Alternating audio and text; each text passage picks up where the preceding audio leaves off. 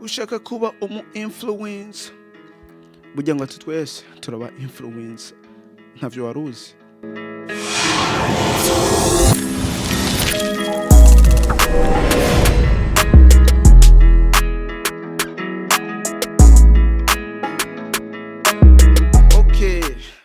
Mwiro mwake karibu kwicano Diodone and ntubagire kugira subscribe uri mushasha utari mushasha naho gira portage kugira mugenzi wawe nawe ashobore kumenya ukuri aho kuri kubera nta handi nahanyene.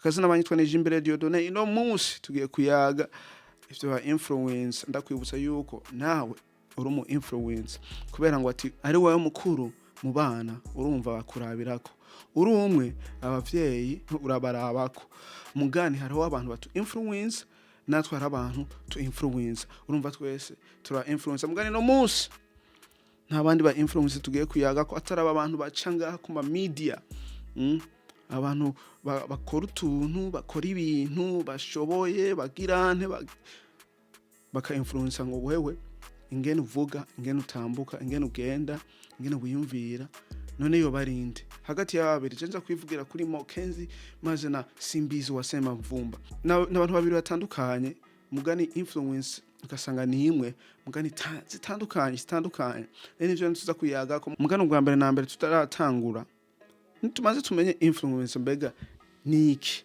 Influence ni definition ijambo ryo influence risobanura iki rivuga iki kubera sindabahe aho sinze kuvuga ibintu bitumvikana no musi turagenda mu details turaja ku ntangamarara y'ijambo ngo ati influence burya mu Kirundi wasanga ari jambo umuntu ayobora abantu umuntu agira yakura abantu mu buryo sinzi mugani hinge turabe ngaho kuri Google influence definition aho ugiye kuri Google ashobora kubona yuko influencer kiri mu buryo bwinshi hariho marketing nk'abantu bagurisha ibintu mugani kubera ari kintu charge vuba ubu kiri ku bantu bari cyane ku social media urumva influencer kica kikora kwabo bantu rero bivuga ngo ati ngo n'umuntu ashobora guhindura ivyumviro by'uwundi muntu avy'abandi bantu nyamba ari kugura nyamba ari kugirante ku bintu aba yababwiye bakore.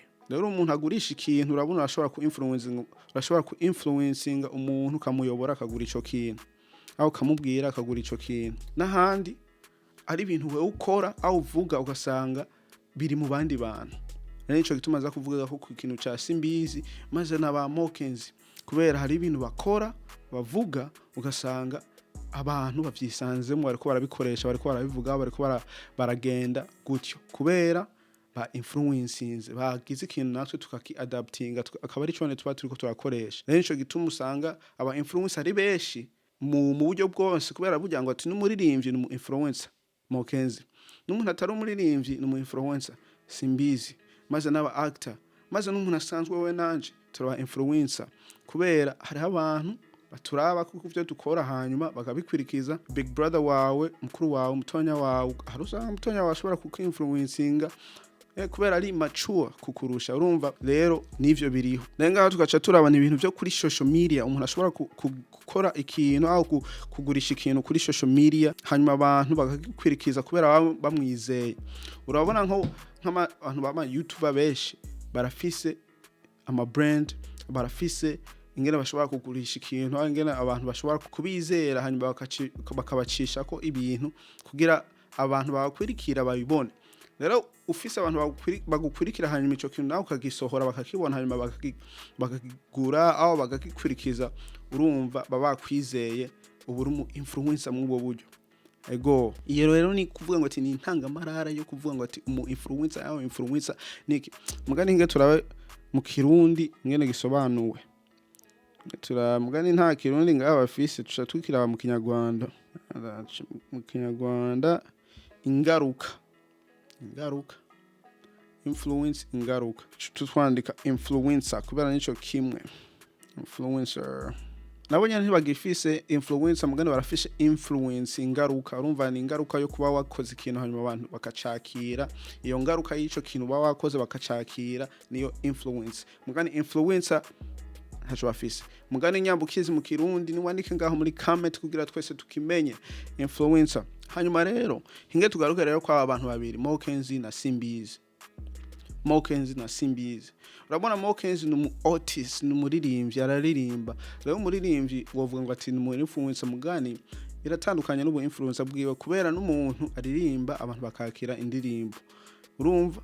Hanyuma Simbizi nawe sindovuga ngo ati ni umuririmbyi ahubwo n'umu entertainer, n'umu entertainer slash bone wovuga ngo ati ni umu influencer kubera ibyo akora ni ibintu byo kuba ari mu bantu ayaga n'abantu, urumva hariho ibintu ashobora kuvuga, ashobora gukora ugasanga abantu babikwirikije uko ari. Mugani indirimbo urashobora kugira hit song abantu bagafata iyo ndirimbo kubera iri banger, iri trend.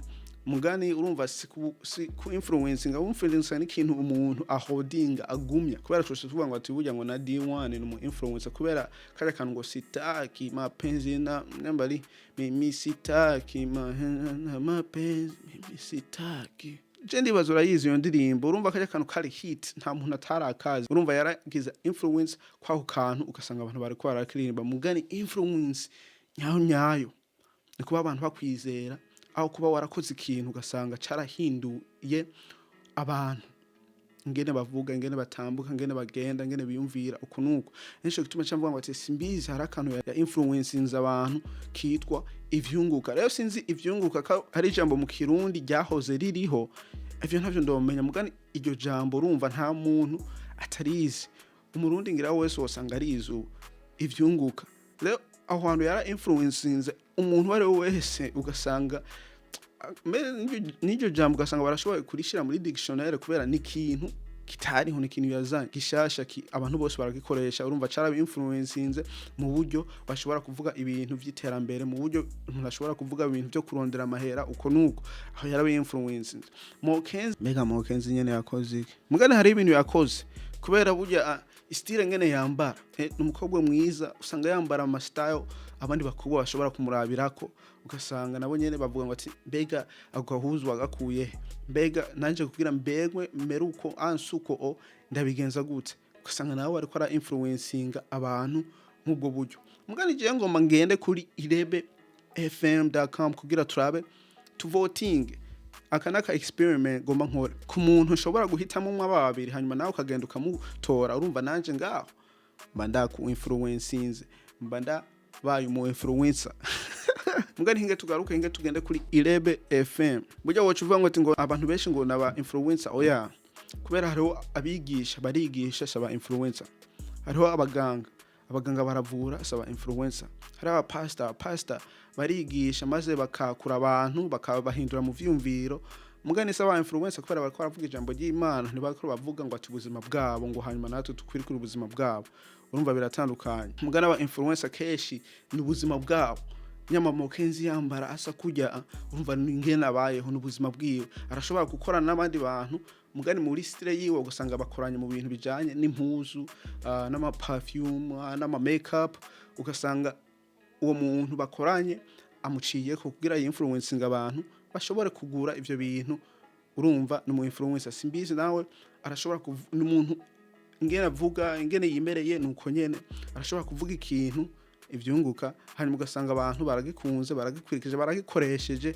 Urumva ngaho aba ya influencing abantu maze n'ibindi bintu. Rero tugende kuri Irebe FM. Mugani nawe ntiwibagire burya na wewe umu influencer gusa si kugwego ruri kure, igikundi cawe muri kumwe hari ibintu ushobora kuba influencing utabizi. Hanyuma nanje ngo ati ndaba influencing, ugiye uza kuvotinga, uwongiye kuvotinga, urumva aho mananje ndagize ndako influencing. Okay, voter online. Nibikunda iyi page ntayiriho, naho ugasanga ni kubera umuntu aba mu kindi gihugu ugasanga ntibikunda agashobora kuvotinga. Ndaguhakije burya awari kusanga nanje ndaku influencing, wari gusanga ndaku influencing ego. Mugani ntibikunda ko nshobora kuvotinga. Mugani naje sa kwibariza burya ninde ari influencer hagati yaba ushobora kuvuga ngo umuntu yakoze ikintu cha influencing abantu benshi mu Burundi maze ni hanze mu Burundi, ni Simbizi au ni Wkenzie. Ni wandike ngaho muri comment au ugende kuvotinga kubera nanje ndari kukwereka ko nshobora kuvotinga. Mugani vyanse rero vyanse, urumva naje nshobora kukubwira uciye uhomberamwo ingorane nizo. Mugani uzakira uko ego akavideo karaka tuzosubira kubona niyo twabonana maze nawe ugende ku influence abo muvukana abagenzi bawe uko nuko mugano bi influencing mu bintu vyiza tuzosubira kubona niyo twabonana peace